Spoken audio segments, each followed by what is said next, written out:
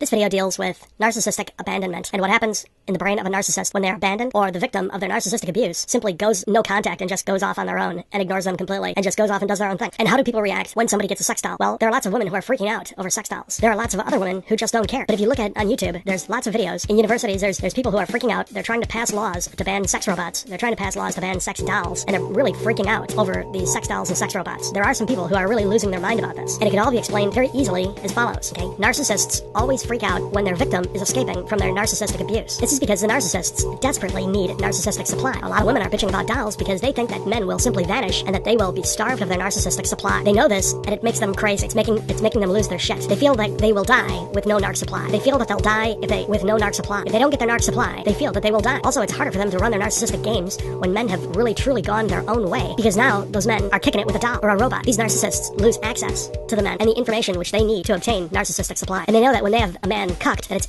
really easy to run narcissistic games. But when a man goes his own way, it's game over for the narcissist. No more narcissistic supply. And that's why women are losing their shit. If you're talking to a female who really doesn't care if men go and have sex with robots or machines or toasters or microwaves, it's probably a green flag that this girl is not a narcissist. But if you're talking to somebody about sex robots or sex dolls or anything like that, and this person is losing their shit and saying that, this is a horrible thing and we need to pass laws to ban it, and men who do this are perverts or men who do this are rapists, it really is a red flag that this person could be a narcissist. So this is an enormous red flag that you could bring up even just in passing conversation as a test to find out if the female that you're talking to is a narcissist or not. And because one thing a narcissist is really, really gonna hate is if you're able to go off on your own and have a good time by yourself. They can't stand that shit, okay? They cannot stand that shit. They hate that. So that's all I've got to say in this video. I thank you for listening, and have a great day.